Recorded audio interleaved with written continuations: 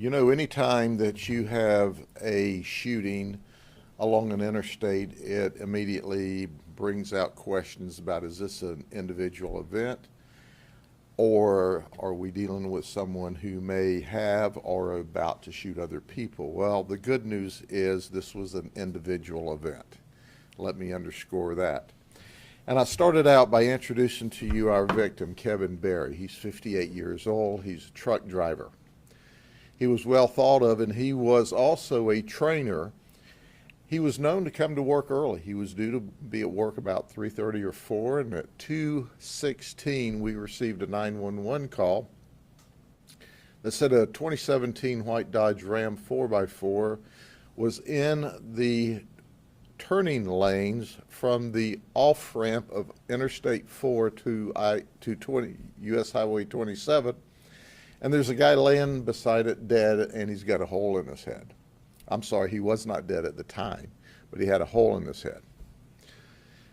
So obviously we respond immediately, and sure enough, this guy is in grave condition. He was not yet deceased at that moment in time. And we started our investigation, and what we determined is Kevin lives in Altamont Springs, and he was westbound on the interstate, and he took the off-ramp in order to go to 27, and almost at the intersection of Highway 27 is the business, the trucking firm he works for. He was very well thought of. We talked to friends and family. They said, hey, he doesn't back down from an event. So if you get up in his face, he will push back. What we also learned from a witness is that there was a road rage with this car, and the first information, the preliminary information we got was it was a dark colored, small, compact, two-door vehicle with a luggage rack, kind of an older model. This is how great our detectives are. That's the first information and what we released to you. Here's the suspect vehicle. As you can see, it's a small, compact vehicle, but it's four doors, and it's not really dark in color. It's silver in color. Could look dark at night, and it doesn't have a luggage rack. This is how good our detectives are. So we start looking at cameras in stores on Highway 27. I am so thankful for our community, our business community, that has cameras in their stores to protect them, because one of the cameras near that intersection showed a conflict. It also recorded sound, and we could hear two gunshots. We could also hear people screaming at each other.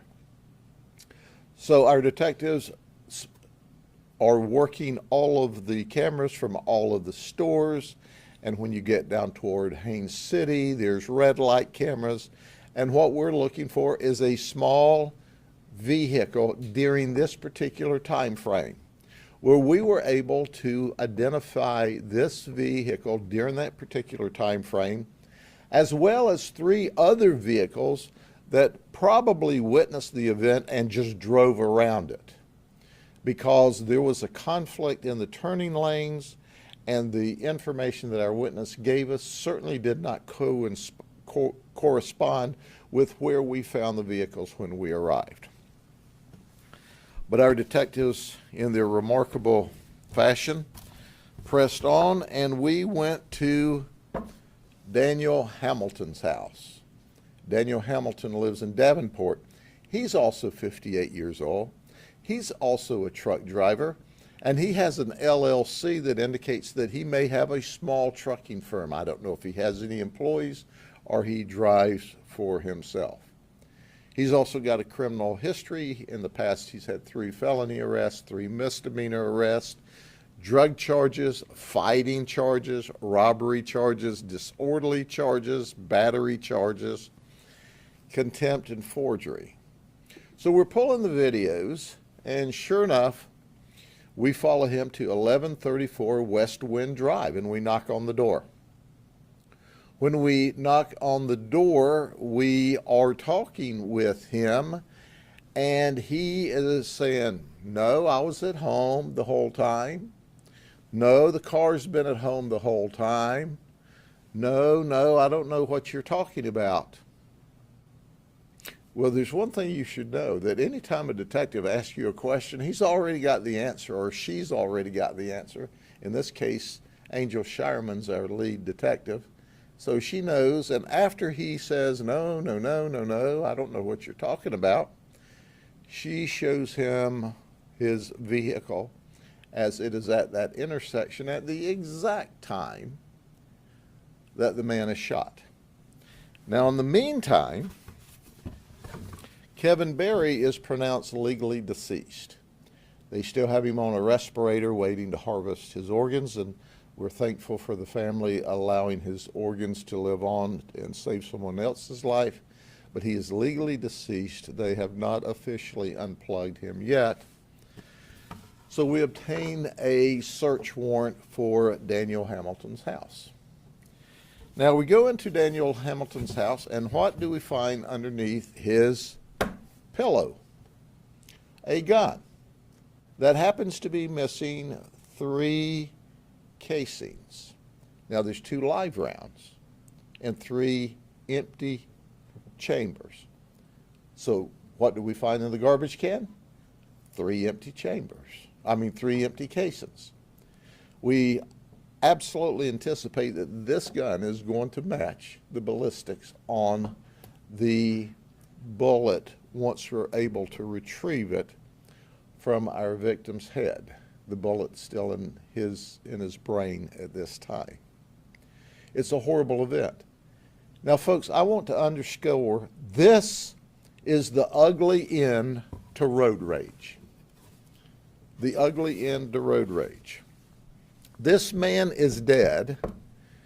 This man is locked up in jail for second-degree murder at this moment in time because of road rage.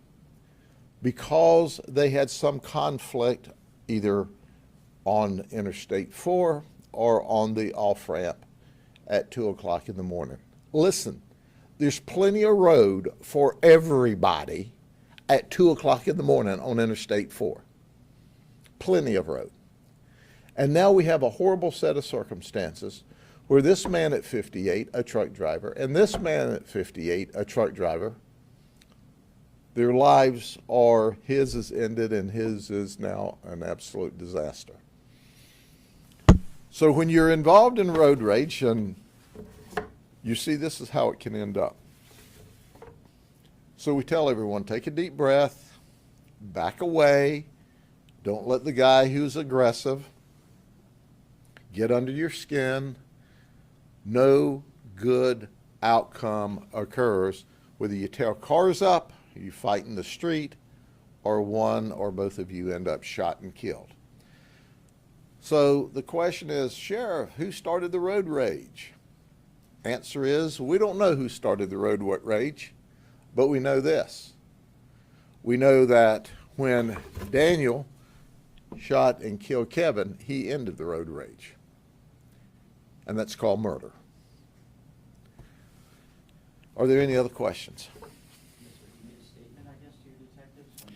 He made admissions, but as he got deeper into the conversation and saw that he had obviously lied to us, I know that comes as a shock to y'all, because, you know, nobody should lie to their doctor, their lawyer, or a law enforcement officer, but surprise, they lie to all 3. He quit talking with us, but he made plenty of admissions, to include my favorite admissions. When he said, well, you got what you need. I'm ready to go to jail. Just thinking that's like an admission, right? You got what you need. You got what you found what you're after. Let's go to jail. So at the end of the day, I beg people, you know, do not engage in road rage. I mean, I'll also ask people to lock their car doors, and they don't do that either. But please, your life depends on it. Leave the person alone that wants to engage in road rage, because something's wrong with him. Normal people without anger management issues, when someone else makes a mistake, innocently cuts over in front of them, doesn't intend to do it, doesn't see them, they're in the blind spot, they just let it go. And the overwhelming majority of the people do exactly that, which is what you should do, just let it go. Life's more important than to get all wadded up over a position on the highway. Sheriff, is there any indication it may have been self-defense at all? We have no idea whether it was self-defense. We don't see any indication that it was self-defense. And I'll give you a clear understanding of why we think that. Here's the deal. So you got to understand his car is here, right? Okay? So we're going to have his car going this way on the turning ramp, right? The white truck is ostensibly beside him. The bullet passes through one side of the truck, out of the other side of the truck, and kills our victim on the other side of his truck. So there was at least an entire truck between the shooter and our victim. So it's very difficult to claim it's self-defense or stand your ground when the guy that's now deceased, that was mortally injured at the time, is on the other side of the vehicle and has no weapons. They were stopped when the shooting happened, or were They one of them had cut the other off. When one of our witnesses drove around them, the white vehicle or the silver vehicle had actually turned, and they were kind of crossways in the road. They weren't straight in the turning lanes. By the time we got there, the white vehicle truck was in the turning lane. Of course, the suspect vehicle's gone. So they changed positions in their road rage even after our witness left. And both of them had windows down, screaming at each other when our witness drove around them. So they had words long before there were shots fired. How did that work for them? How's their day to day because of that road rage incident? And I'm sad. One guy certainly shouldn't be deceased. The other one wouldn't be locked up in the county jail for second-degree murder, tampering with evidence, among other charges. Anything else? Yes, sir. And that Mr. Berry was outside of his vehicle on the driver's side, or he said passenger side? The bullet went through the passenger side, through the driver's side, and hit Mr. Berry. So he was down on the ground. they were stopped when the shooting actually happened? Yes, it appears that way. Were you able to speak with any other witnesses, maybe track down those other cars? We're still looking for those witnesses in those other cars. We certainly hope that they will come forward, because we need to talk to them and get their perspective of what occurred. That's very important for us to find the people in the other three vehicles. So look, we've got one man that's legally deceased now, and will be off of the ventilator as soon as they harvest his organs. We got the suspect in jail. We just need your perspective. What did you see, and when did you see it? And where were you, and where were they when you saw it? Sheriff, you kind of touched on it a little bit, but there's an unsolved I-4 road rage shooting being investigated by Plant City Police. They took off on I-4, and there's no businesses there with cameras.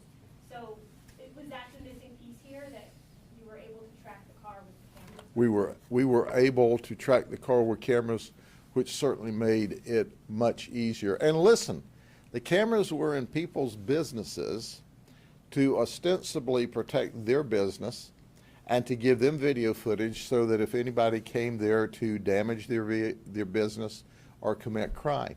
There's a reason crime's at a 51-year low in Polk County. It's because the community, the business community, and law enforcement all works together. And here is another example of the business community working with us with cameras that they purchased that led us directly to this vehicle and this guy's house. And we're appreciative. So that's a good thing. And it's important that our suspect be held accountable for his conduct.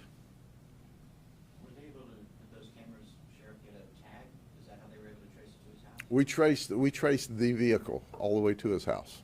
But, I mean, even though it's early morning, there are any number of vehicles that could be a small, like you said, the detective. Sure. Looked at the video or whatever. Were the cameras good enough that they were able to figure out a tag, or how did they trace it? We traced the vehicle to the neighborhood, and then we went door to door in the neighborhood until we found the vehicle, Camera to camera to camera to camera tracing the vehicle, is that what you're saying? till he turned into the neighborhood.